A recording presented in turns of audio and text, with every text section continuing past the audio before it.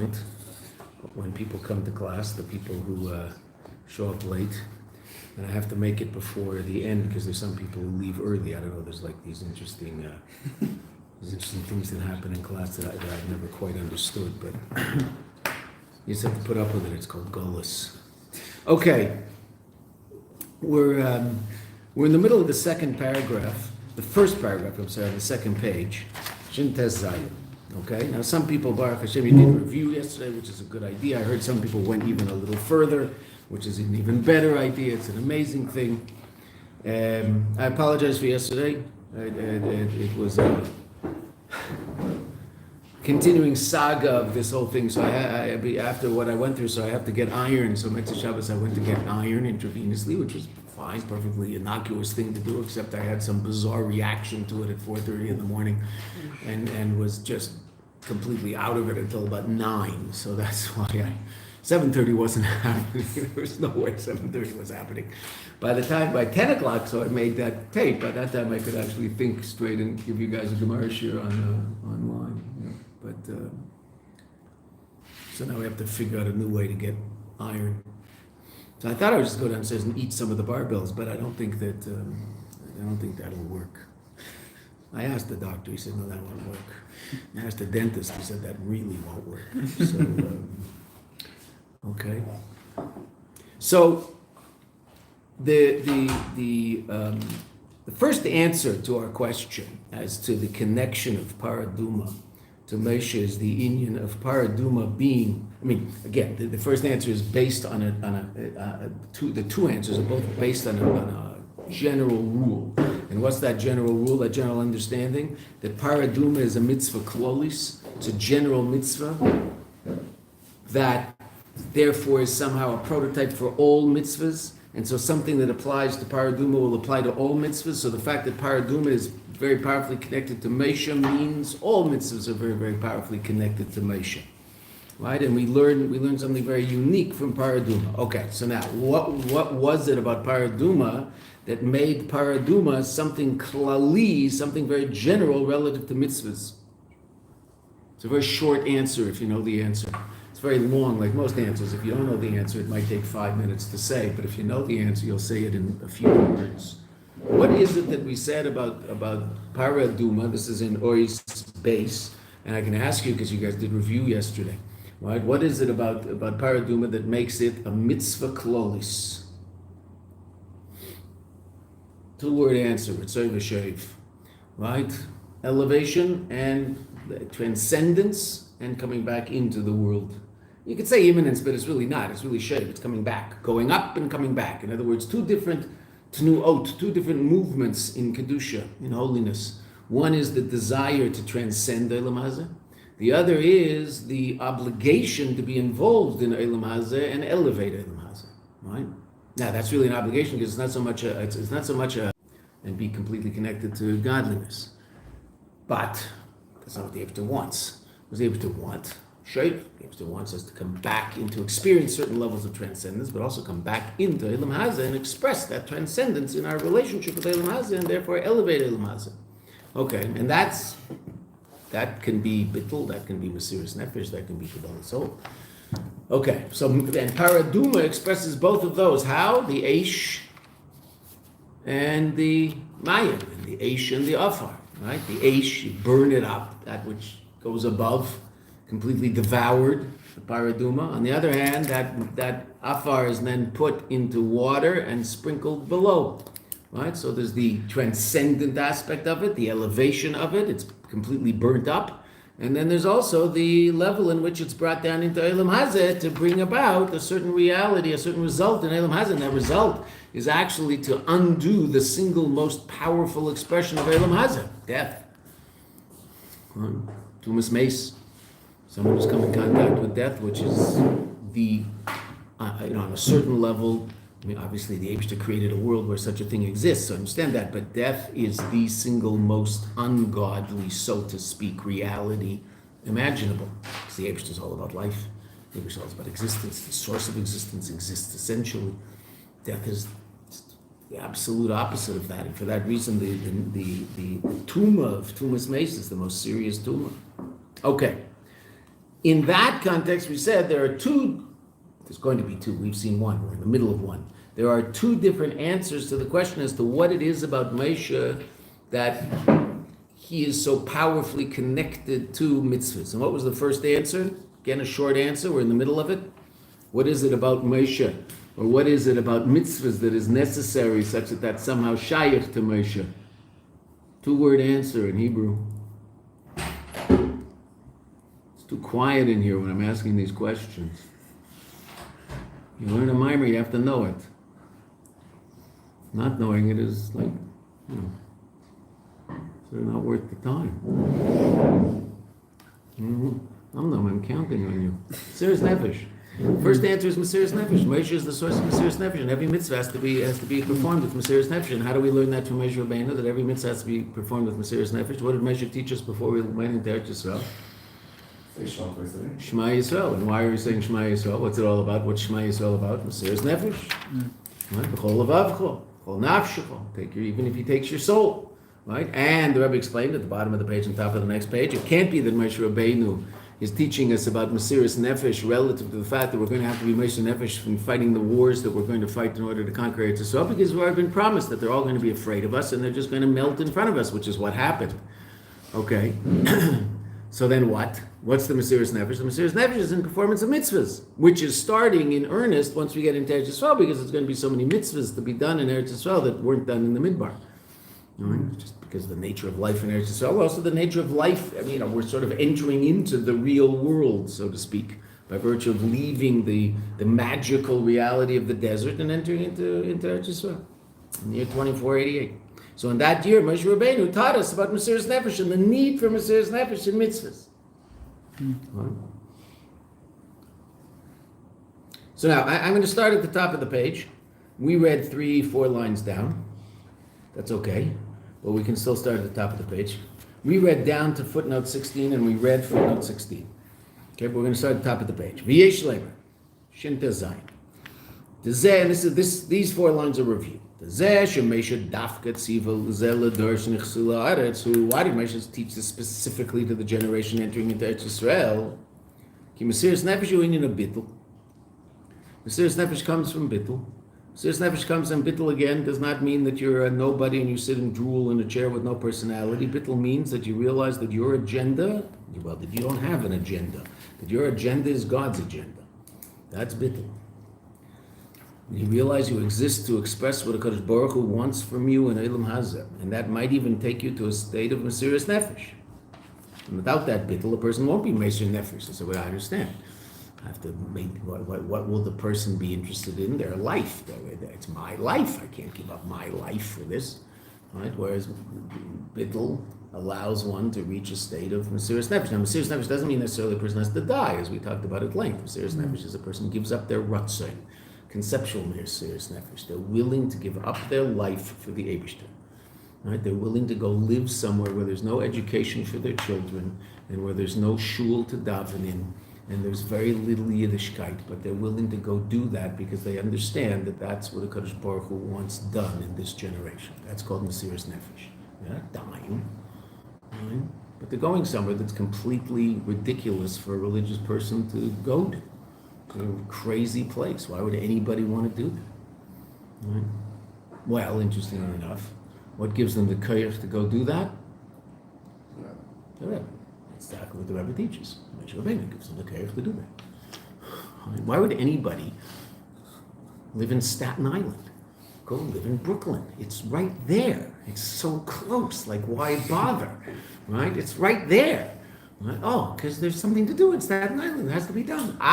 Is it easier to live in Brooklyn? Of course it's easier to live in Brooklyn. You get up in the morning and you walk your kids to the school and you drop them off, and next door there's a mikveh, and next door to that there's a shul, and next door to that is a store with everything you need. That's easier. But you don't do that. Why not? Because Moshe Rabbeinu wants you to go to do what this generation's job is to teach Torah to Jews who, for some reason, it was stolen from them. Okay, that's what you do.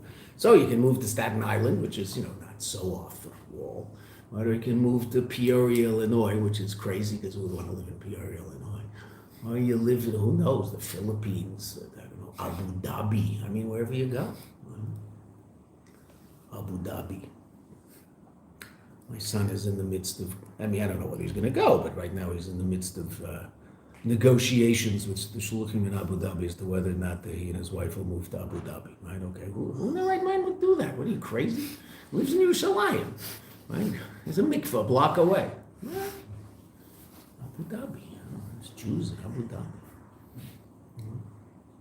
Ki mesiras nefesh hu bittul. V'keivin sha'adam hu metzias. This is a very important line. Since mitzad our nefesh habahamis we're metzias, meaning we're very powerfully aware of our own existence. Hepech inyan bittul, which is the opposite of bittul. Bittul is that we're very powerfully aware of the Eibishter's existence and realize that our life is simply an expression of that. In order that mesiras nefesh should be revealed,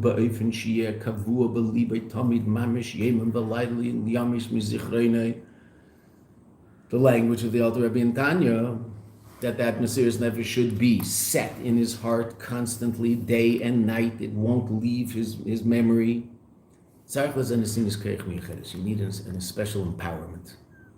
Yid themselves are going to find that a very, very hard thing to reach. But Nesinas Koyach Lo Yedei Moshe, and this Nesinas Koyach comes through Moshe Rabbeinu. Ki Moshe Inyan Bittul, V'nachnu Ma, because Moshe is the most powerful expression of Bittul. Moshe and Aaron, Moshe says the words, he's talking about Aaron also. Nachnu Ma, we are Ma. What's Ma? Ma. What? Bittul. Right? What are we? Anecha Afer Ve'efer, dust and ash. Nachnu Ma, Moshe is the ultimate expression of Bittul. What does the Eibishter himself say in the Torah about Moshe Rabbeinu? Ish Anav Ma'od, the most humble person that ever exists. What does that mean? Bittul. Humble, not that Moshe Rabbeinu didn't think that he could do certain things. Moshe Rabbeinu was a very, very powerful and confident leader of the Jewish people. It's not like he walked around unaware of his abilities. He knew exactly who he was. Right? But in no way, shape, or form did he relate to that as something that was shaykh to him. It was just the koyach that the Eibishter gave him to go do what he has to do in Eilam Hazeh. Right? It wasn't that he was impressed by himself. Right? So that, there's some people so impressed by themselves, you don't have to be impressed by them because they're like matesy everybody and being impressed by themselves.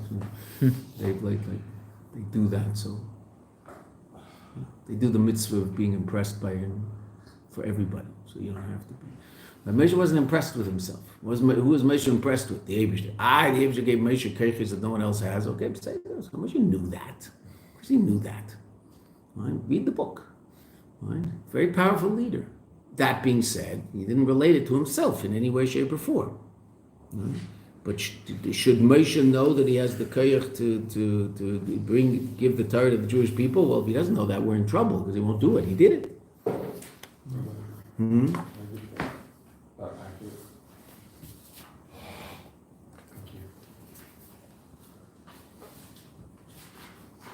And then the Nesinas Koyach comes from Moshe. The Nesinas Koyach al Yedei Moshe. Ki Moshe inyan bittul v'nachnu ma v'lochein al Yedei sheMoshe tziva l'dosh nichsu la'aretz l'kabel aleim pamayim b'chol yom malchus shemayim b'mesiras nefesh. This is where we got to when we saw the note 16, the amazing diuk in Tanya that the Rebbe says. Dafka Moshe, Dafka Mishneh Torah, when Moshe is saying his own words, meaning he's coming from Moshe as Moshe, as opposed to Moshe simply as the conduit for the Eibishter's words. Since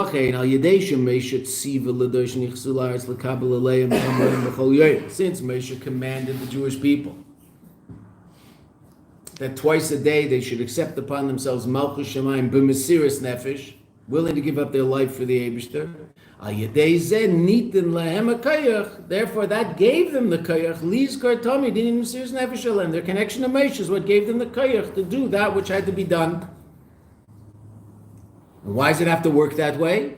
It works that way because that's the way the Eibishter wanted it. That's the way the Eibishter wants it. That's the way the Eibishter created the world. For some strange reason, you'll read the Torah, it seems to be, there's this central figure called Moshe Rabbeinu. The Eibishter can't split the Red Sea without Moshe Rabbeinu? Of course he can. The Eibishter can't give the Torah without Moshe Rabbeinu? Of course he can. The Eibishter can do whatever he wants. What does the Eibishter want? He wants it all to happen through someone called Moshe Rabbeinu. Why? Why are there hammerhead sharks? I don't know. The Eibishter had a kick. He wanted hammerhead sharks. A strange looking thing, that hammerhead shark. What got in his mind? He said, oh, that would be cool. Boom, hammerhead shark. Okay. So the Eibishter wants the world to be, so to speak, run by someone called Moshe Rabbeinu. That's the way the world works. Right? It doesn't have to work that way. It just does, because the Eibishter wants it to. The Eibishter is the source of this reality called Moshe Rabbeinu. Who gives us the koyach to do that which we can do? That connection to Moshe. Therefore, al yedei zeh nit lehem koyach lizkor tamid in Mesiras Nefesh. Oh. And what's the most powerful expression of that? Paraduma. The prototypical mitzvah. And that's why now we can answer the question we asked in the first line. That's why it's always called relative to your name, Rashi, on why it says V'yichu elecha. Al yedei zeh niten lahem hakoyach. I'm sorry. Ki kiyum Torah mitzvah said, because the performance of Torah and mitzvahs, the paraduma, he klolis the Torah and mitzvahs. As paraduma is the klal, the general prototype of all Torah and mitzvahs. Talui b'zechiras inyanim Mesiras Nefesh. The most powerful expression of a mitzvah is again, this is 25th chapter in Tanya. I'm willing to give up my life for the Eibishter. So certainly that means that my performance of this mitzvah can be done with my whole being. If I'm willing to give up my life, I can certainly put on tefillin with investment. I can invest in that act. Right? That's relatively easy to do compared to giving up my life for Torah and mitzvah, giving up my life for the Eibishter, God forbid. 25th chapter in Tanya. And that every mitzvah should be done with that thought, with that understanding, with that consciousness. Because the performance of Torah and mitzvah is tali b'zechiras inyanim Mesiras Nefesh, is dependent on remembering the idea, the notion, the reality of Mesiras Nefesh. V'hakoyach lizkor tamid, to do it, they try to figure out where to go. And what's even astounding is people go to weirder places after Gimel Tammuz than before. I mean, there's fewer places left, so to speak. I get it, but also it's just astounding. A generation never saw the Rebbe with their eyes, or if they did, they were a 5-year-old kid. Those people are on their way out to go to crazy places and shlichus. Amazing. Right? Where's that koyach come from? Moshe Rabbeinu, no question. A connection to Moshe, connection to the Rebbe. That's where it comes from. Right? Okay. There's a famous sikh in Chelik base. Must be Chelik base. Chukas. So the Rebbe discusses the 3 Nesiim of the first generation of the Jewish people. Moshe, Aaron, and Miriam, 3 leaders of the Jewish people, each the unique quality of each. Now, obviously, Moshe is a step above everybody else, but Moshe and Aaron and Miriam clearly were responsible for the welfare of the Jewish people of that generation. And what was unique about each? Sichin Chukas, Chelik Beis, and Melukat Hei. Every Rebbe has his own particular inyan. Friedrich Rebbe, Mesiras Nefesh. V'yesh lemed al yedei shavedasa shel nasi doreinu. Right, and one could say, since the Aveda of the leader of our generation, the Rebbe says that obviously is referring to the Friedrich Rebbe. B'chol meshech shloishim shneis nesiyos, through all the 30 years of his nesiyos. If you look at footnote 18, so the Nesiyah started in Beis Nisan Tafresh Pei, 1920, till Yud Shvat Tavshin Yud, which is 1950. And the Rebbe brings a ha'ara. Re'ei Likutei Sichos Chelik Yud Ches. Look in the Likutei Sichos, the 18th volume, Yud Ches, and there's a sicha there where the Rebbe describes and discusses the different levels of Mesiras Nefesh in each place. Why? Well, because the Rebbe was in 3 different places. 10 years in Russia, 10 years in... Well, the end of it was running away from the Nazis, but the Mesiras Nefesh, the Rebbe says, it wasn't running away from the Nazis. The Mesiras Nefesh was maintaining a strong presence of Lubavitch in Poland, where there were a lot of other very, very powerful and holy religious forces. Not that they were negative in any way, shape, or form, they're positive, but to still maintain, to keep his Chassidim of him, Lubavitch in general, not him per se as a person, Right? So that was Mesiras Nefesh, the Rebbe says. And then 10 years in America, dealing with the spiritual frozen wasteland of America, the creedus, the language the Rebbe uses, kaltkeit, the coldness of America. That was the Mesiras Nefesh of the next 10 years. America is nit andrish, right? The Rebbe came to America. America is no different. Meaning there's going to be yeshivas here, there's going to be schools here, there's going to be chadarim here, education here should be the same way it was in Europe. Right? When the Rebbe got to New York, so even the frum education in New York from very, very, very religious people would have English studies taught by non-Jewish people in the afternoon. The Rebbe never saw anything like that. Right? So he changed that. He worked very, very hard to change that. And Baruch Hashem, he succeeded. But in the religious belt in America, that doesn't happen anymore. Right? It didn't take long for it not to happen.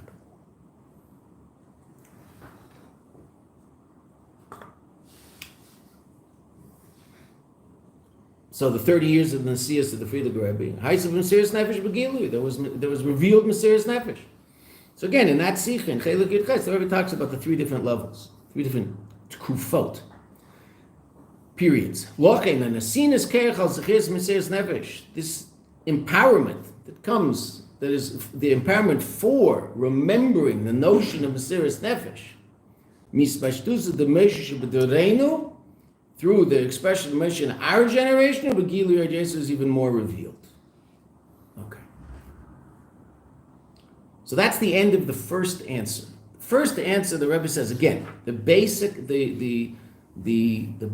answer is Paraduma is Klolos HaMitzvahs. Paraduma is the most general of all mitzvahs, and therefore it's connected to Moshe. Okay, why is it connected to Moshe? First reason, Mesiras Nefesh. Moshe is the source of our Mesiras Nefesh. The second reason, which is we're going to start now, which is the whole mimer, the whole rest of the mimer is the union of Kabbalas Ol. How is Paraduma Mesiras Nefesh? That's what the Rebbe said, right? You would say the shit. You weren't here for, I understand, right? But that we learned already. The Paraduma is the prototype of all mitzvahs. And what are mitzvahs all about? Mesiras Nefesh. Where do you get the koyach to this Mesiras Nefesh which is necessary for a mitzvah? Which Rebbeinu. So that's the first answer. Second answer is we're going to see now. Ulahoisif, to add. Miha biurim bezeh, amongst the explanations of this. No footnote, interestingly enough. Shemitzvahs paraduma klolos kolatar. The mitzvahs paraduma is the general reality of all Torah. And when we say Torah, we all mean all mitzvahs, right? That's the Rebbe taught us in his base. Shaloche nemar bezeh, and that's why it says Zos Chukas HaTorah, and it doesn't say Zos Chukas HaPara, right? Because this is the prototype of all the Torah. Who? Ki yosoid de kol ha-mitzvahs hu shem chuka. Because the foundation of all mitzvahs is the name chuka, a chuk. Now, until this mimer, you might have thought, hopefully after you learn this mimer, you will not think this, because you'll remember what's in the mimer, and you'll remember what you learned in the mimer, and the chiddush of the mimer. And this is a sugya that the Rebbe deals with at great length, more than any of the other Rebbeim, the sugya of the difference between chukes, mishpatim, and edios, different types of mitzvahs. It's something the Rebbe deals with a lot. One might think that there's certain mitzvahs that are called chukim. This is a simple shot. There's certain mitzvahs called chukim. There's certain mitzvahs called mishpatim, and there's certain mitzvahs called agios. Okay, so agios. What are agios? Agios are testimonies. What are testimonies? Okay, Pesach, Shabbos, things that testify to certain events in history. That's called an agios. Okay, Pesach. I mean, Purim's a din d'Rabbanan, right? Say, okay, Purim. Is that only it comes from Tanakh, not from the Torah. Okay, same thing, right? Shavuos, remembering giving of the Torah. Sukkos, we don't remember a particular date, but remember events that happened in the Midbar. Okay. Edis, things that recall, things that happened before, and we make a very, very clear expression of our appreciation and understanding of the centrality of that event or that reality. Okay. Mishpat is a mitzvah that resonates in seichel, meaning on the simplest level, if the Torah didn't tell me to do the mishpat, I'd still do it. Most societies have laws against murder and theft. Right? Whether they keep the laws or not is a different question, but most societies have laws about murder and theft. Why? It's reasonable. I mean, you can't, if people are killing each other and stealing from each other, you just can't live. So you have to have such laws. Okay, and then there's chukim. What are chukim? Laws that don't resonate in seichel, and they're imposed from above. Right? Kashrus. Why don't you eat milk and meat together? Reason not to eat milk and meat together. You can't figure out in a laboratory why you shouldn't eat milk and meat together. You don't eat milk and meat. And we talked about this the other day. How do you know it doesn't? It's not relevant to anything going on in a laboratory? Because if we're relevant to anything going on in a laboratory, then there would be 8 billion other people who shouldn't eat milk and meat together. It's not relevant to them. It doesn't harm them. It's unbelievable. It's poison for you. A cheeseburger is pashut poison. Right? The guy sitting next to you is named Clem. That cheeseburger is just lunch. Right? Might even have some, there's probably all sorts of other junk in there, but let's say it's an organic, no GMOs. Reuven Flamer has already, has anointed this hamburger, cheeseburger as, kosher. With all the, it's everything,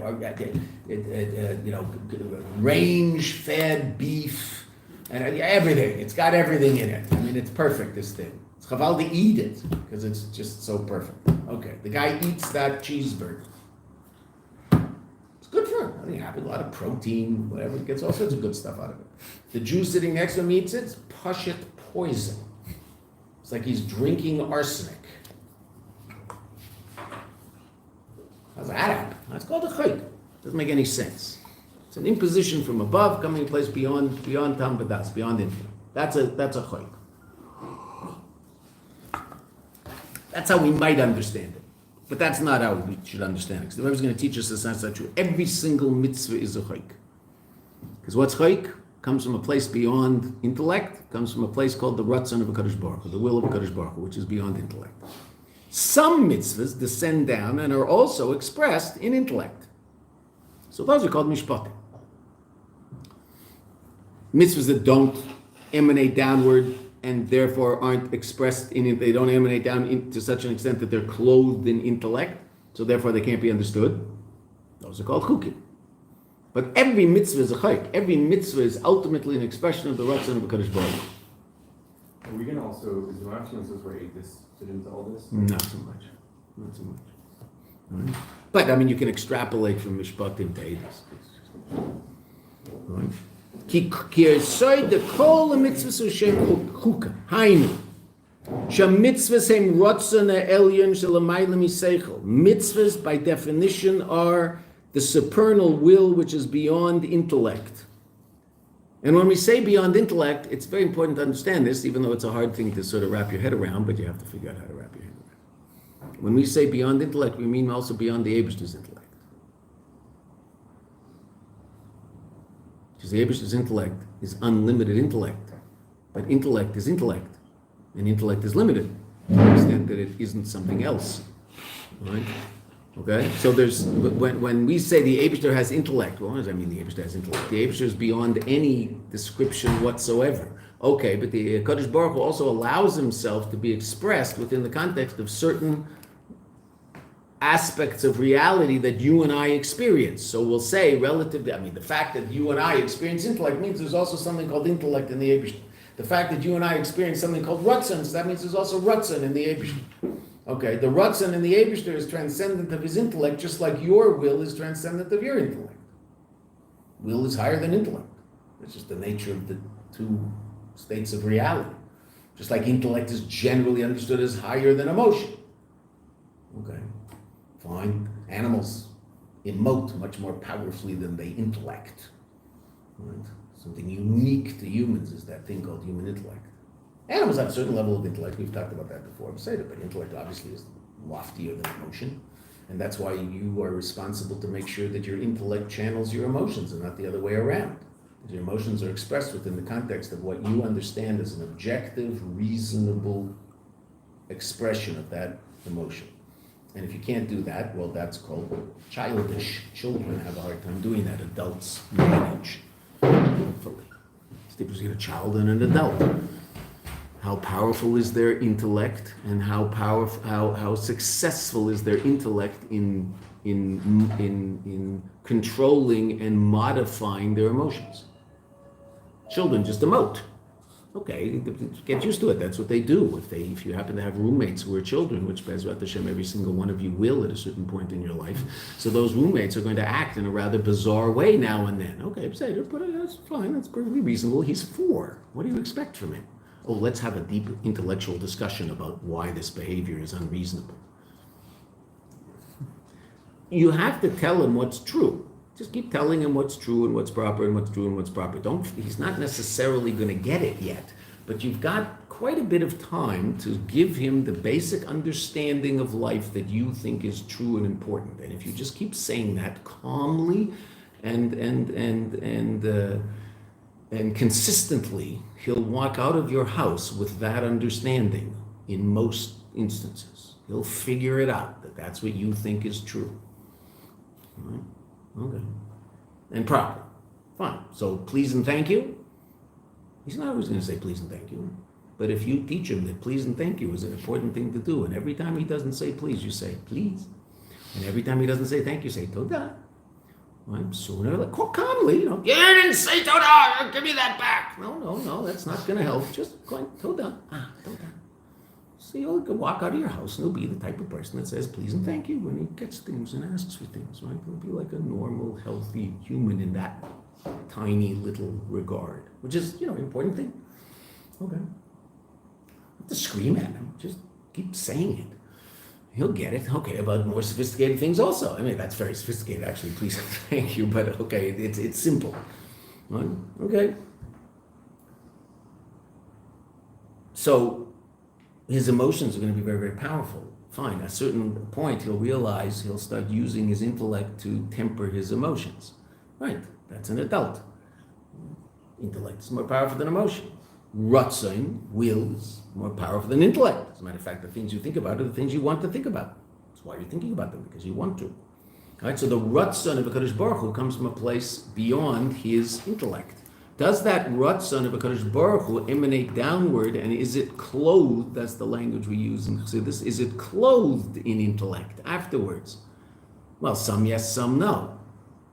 But whether or not something's called a choik or a mishpat is simply as whether or not the choik was drawn down and was clothed in intellect, so it also expresses itself in intellect. And when we say drawn down and clothed in intellect, that means it has to be drawn down and clothed in intellect that emanates all the way down into Olam Hazeh, so even human intellect can understand that thing. Then that choik becomes a mishpat. What if it doesn't come all the way down? Then it remains a choik.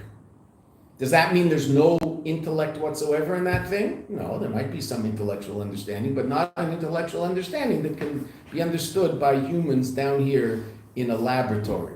Can humans understand something about the intellect? Right? Classic example brought in Chassidus for this idea. Shatnez. What's shatnez? You can't have wool and linen together.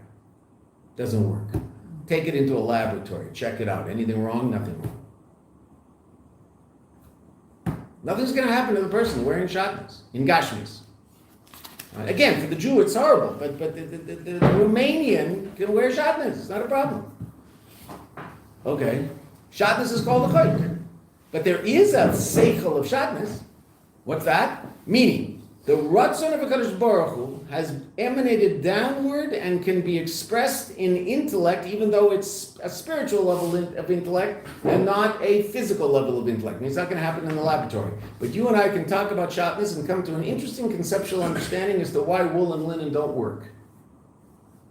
Can you think of anything about wool and linen? 2 guys named Cain and Hevel. What did Cain do? What did Hevel do first? Hevel brought a sacrifice. What was his sacrifice? Sheep. What sheep? Wool. Wool. Oh, manyan. What did Cain bring? What did he bring? Flax. What's flax? Linen. Ooh.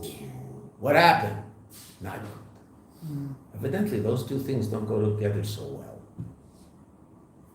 Now, that's a metaphysical understanding of how what wool the chesed and din of wool and flax don't work together in certain situations. So don't mix them together. So now, can I explain that based on my observations in a laboratory in Eilam Hazeh? No. Because that level of the Ratzon of HaKadosh Baruch Hu descended down into Eilam HaBriya, Eilam HaYetzira. So in the levels of some spiritual level of understanding, I can appreciate why wool and linen might create a dangerous situation. But can I see that in Gashmias? No, absolutely not. Didn't descend all the way down into Gashmias. Therefore, what do we call it? We call it a chayk. Is there a mishpat in it? Yeah, there's a mishpat of it, just not in Eilam Hazeh. But he talked to an angel about it, and an angel might say, yeah, but it's perfectly reasonable. I mean, you can't mix wool and linen, because he'll see the spiritual aspect of it, and he'll realize those two things just don't go together. You and I, down here, that level of chayk doesn't reach down into intellect down here, so then you and I still call it a chayk. Might there be a level in which it's a mishpat? Yes, absolutely. There is. We just explained it. If I were to fully understand everything about wool in Ruchnius and everything about linen in Ruchnius, I would understand why wool and linen can't go together. This just doesn't descend in the Gashmis. There's nothing about wool and linen in Gashmis that seems to indicate they shouldn't go together. I mean, now it's much less of a problem because no one uses linen. They just use synthetics. But in the old days, right? So the lining of almost every suit was linen. The suit itself was wool, and the lining was linen. Well, it's just what they used, and the stuff that they would use to, hold together the seams, etc., was all linen, right? So you take it to the shotness guy, and he'd rip your suit apart, take out all the linen, and then sew it back up, right?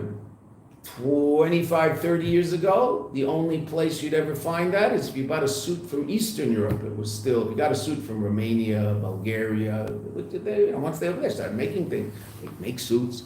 So those suits would start to be imported by the West, exported to the West. So you could find a suit made in Romania.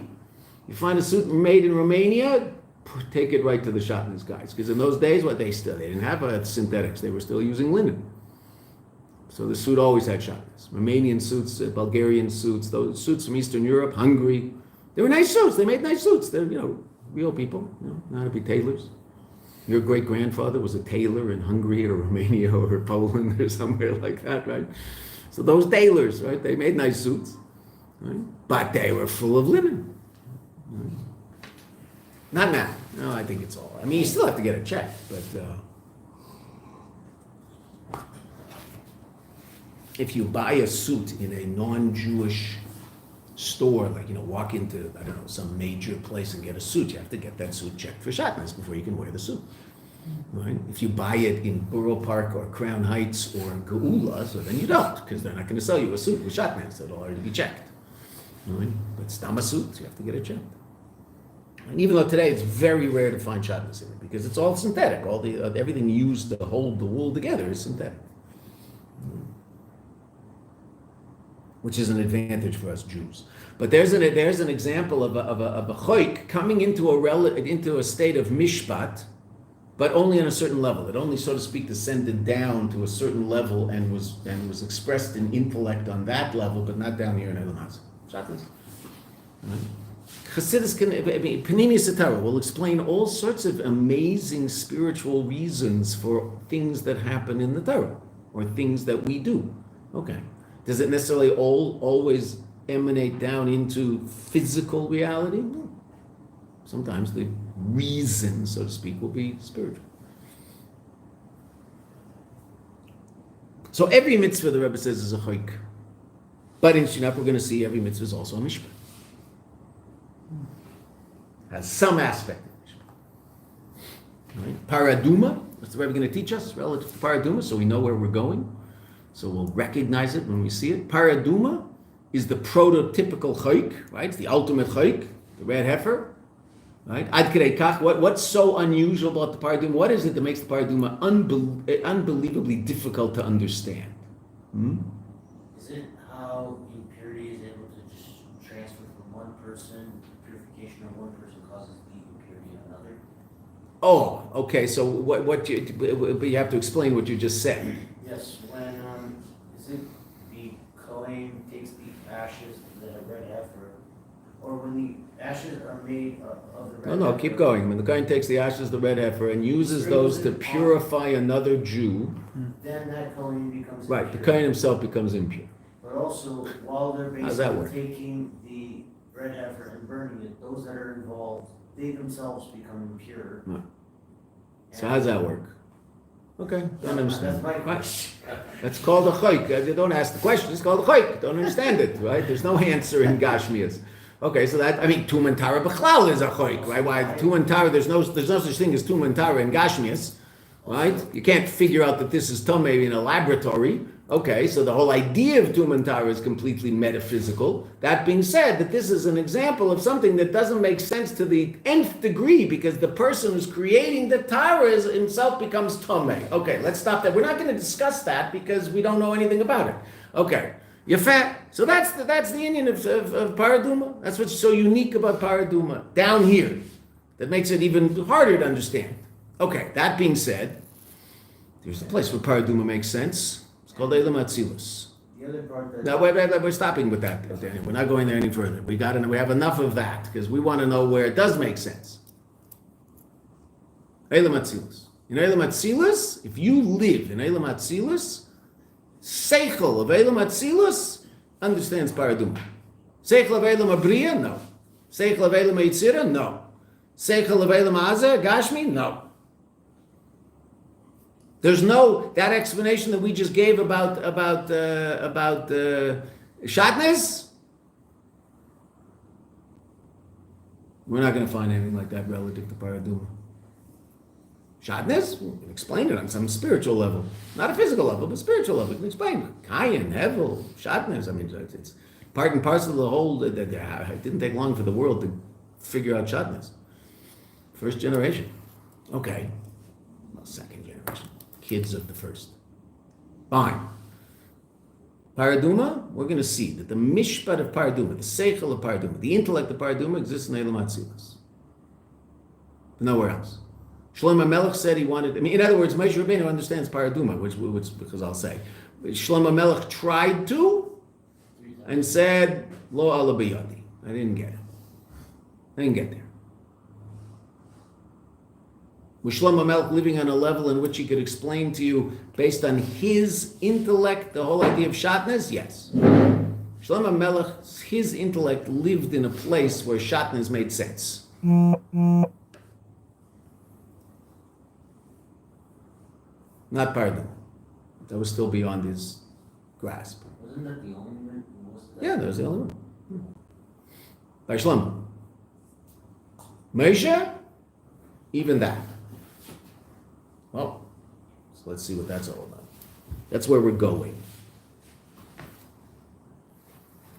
And that's the chiddush that the Rebbe is teaching us about the difference between a chayk and a mishpat.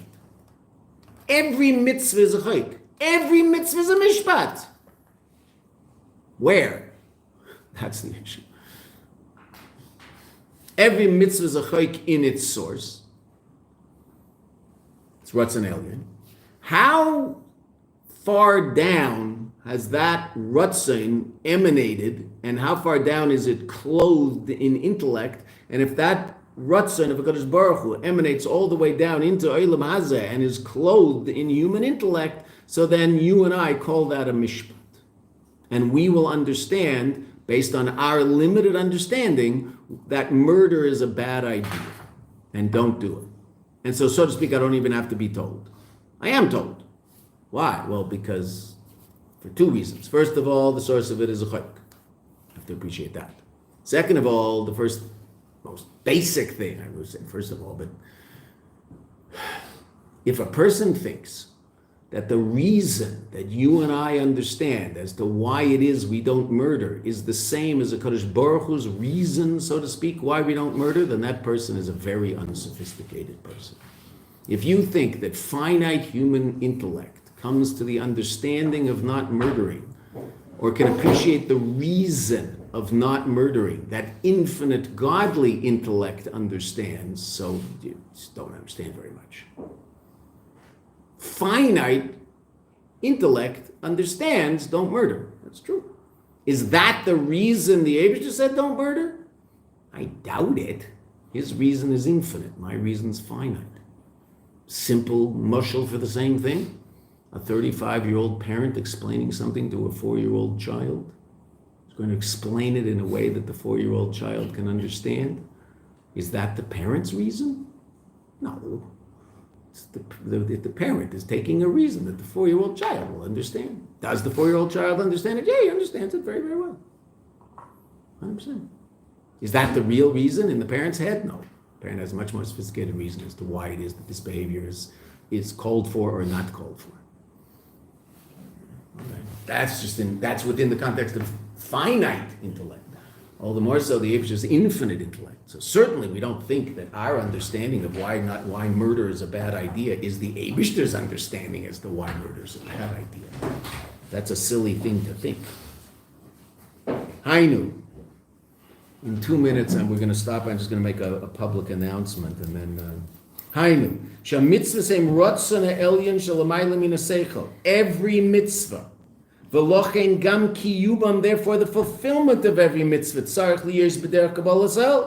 Therefore the fulfillment of a mitzvah has to be not because it resonates in my intellect. It should resonate in my intellect if it can.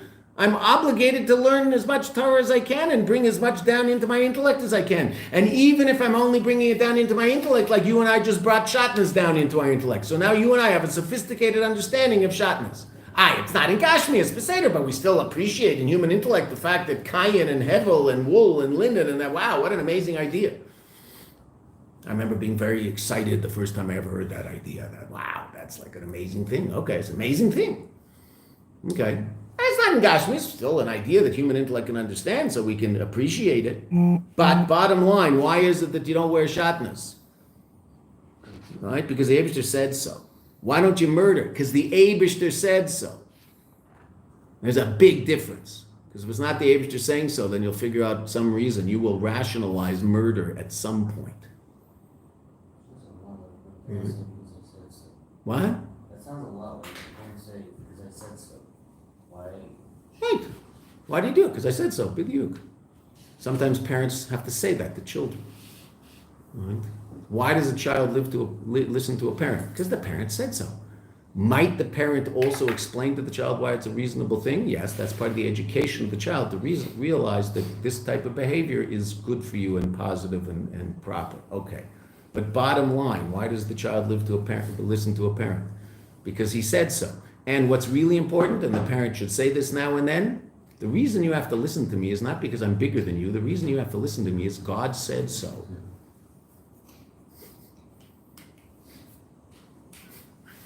Right? You have to listen to me because God said you have to listen to me. It has nothing to do with me. It has to do with God. And the kid figures that out as he grows older. He's not going to get it when he's 4, but if he keeps hearing that, he'll get it when he's 18. Because he's going to leave. He will leave at about 14. Because he's going to go away to yeshiva. We won't see him for a while. He'll come home for Shabbos now and then, do his laundry and sleep. Well, you'll do his laundry and he'll sleep.